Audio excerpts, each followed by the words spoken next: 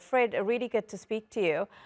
How much Thank you. Good to be here. attention should we really be paying to the polls at this stage? Because journalists, we love to talk about it, analysts love to talk about it, but does it really matter? I think at this stage of the game, the polls are just going to be where they are, and they're in these last two, pretty much reinstate what we've already heard that this race is within the margin of error. I think the important thing for people to understand is that Americans have made up their mind about Donald Trump. So this election, at this point, anyone who's breaking in who's going to change, they're not breaking towards Donald Trump. They're looking for a reason to vote for, or to vote, period, and to vote for Kamala Harris. Donald Trump's numbers, his supporters are going to turn out, they're going to vote, and that's an absolute figure.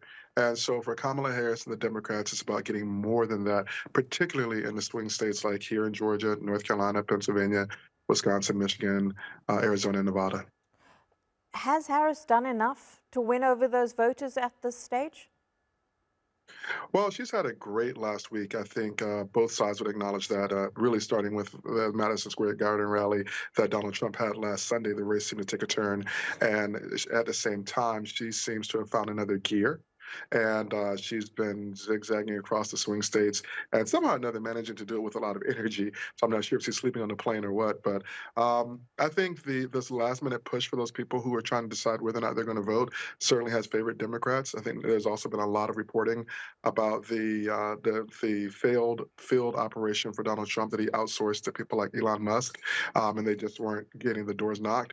But this election, of course, is going to be very, very close, as I think, as everyone seems to indicate. But I worked on a map today and creating what I consider a worst case scenario for Kamala Harris. That's where she loses North Carolina, Georgia, Arizona, and Nevada, but she wins the other swing states. And in that situation, she still gets the necessary and needed 270 electoral college votes. Now, right on the edge, she's right at 270.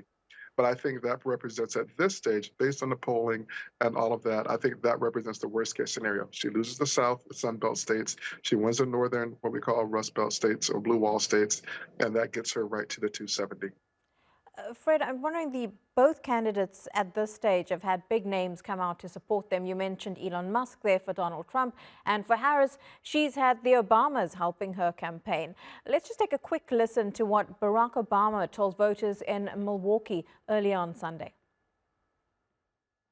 We do not need another 4 years of Trump's arrogance and incompetence and division. America's better than that. America's ready to turn the page. America's ready for a new story, a better story. We do not need a president, Wisconsin, who will make problems worse just to make their politics better. We need a president who cares about solving problems and making your life better. And that's what Kamala Harris will do. So, Fred, how much influence does someone like President Obama have among voters, especially black male voters, where we heard earlier from our reporter, don't have as much support for Harris? She's lacking in this area. Where does President Obama come in at this stage? I think President Obama, along with the other surrogates, including President Clinton and including Kamala's own billionaire, Mark Cuban, are all excellent communicators. And it looks to me like the campaign has taken parts of the overall message and asked each one of them to own a certain part of that and to communicate that to a certain demographic. Excuse me. And so I think for former President Obama is not just for black men. It's he and his wife are very popular with black women, so if they can increase the turnout with black women and increase the percentage, that is a success for her. And he's also very, very popular with white liberals. And so I think for President Obama, it's a little too narrow to restrict his influence or to think of his influence as being really just limited to black men. The way the campaign is using him, and I was at a rally last week here in Georgia where he spoke. And I'll tell you, the support that he has, again, amongst white liberals and even younger voters is still very, very strong. And I'll tell you, we saw a very interesting thing in the data here in Georgia with the early voting data. For the first time since I've been watching this, and I've been watching this since 2010, so the off-year election in 2010, the 18 to 29-year-olds outvoted the 30 to 39-year-olds. And so that typically, you would think, would bode very, very well for the Democrats. And it's something that even people like myself, we didn't expect to see. But these under 30 voters turned out at a much higher clip rate in terms of absolute numbers, standing at 30 to 39-year-olds. And that's the group that someone like President Obama appeals to. Now, it's interesting because on the flip side of that, former President Trump and his surrogates are really painting a picture. They're selling fear. They're selling, the Democrats would say division, but they're saying, oh, we cannot afford to have Democrats. The world will fall apart. And so that's a message that tends to cater or move older voters, 40 and over, especially 60, 65-year-olds who are concerned about their last few years and how those years are going to be. And they come from an older generation in a previous time. And so it's very interesting. These two campaigns are running two diametrically opposite campaigns and appealing to two very different groups and segments to try to get over the hump.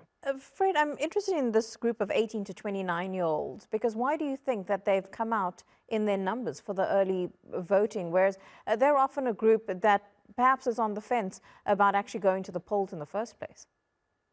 Oh, absolutely. And so again, that's something that's really surprised me, and it surprised a few other people who watch this sort of stuff. And so I think there are a couple of things at play. I think the Roe decision that we talked to in the lead up to this conversation is certainly motivating young women. I think that there's a different group of young men who are also motivated for the opposite reasons, right? And they're Trump people. But I think what you have in this group right now of 18 to 29-year-olds who are what I call the COVID generation, right? So these kids are in college. They were either in high school, freshmen or seniors in high school, including as well as the new college graduates when COVID struck. And so they are much more attuned and aware group of voters. And you think about it also, Donald Trump came on the scene when many of these voters, the oldest of whom would be 21 years ago, would have been 21 years old 8 years ago. The youngest of whom would have been 10 years old. So this is the world that they know, and I think they're responding to that. And so this is very fascinating. I'll really be interested to see what the exit polls say with respect to how this group voted, because I think that is going to tell you a lot about not just Georgia, but also where America is, not just today, but looking ahead as this group that's very engaged, apparently very engaged in voting, continues to grow in this strength. It's going to be very interesting to see, of course, how this all plays out over the next week. Fred Hicks in Atlanta, Georgia, great to get your thoughts. Thank you very much. Thank you for having me.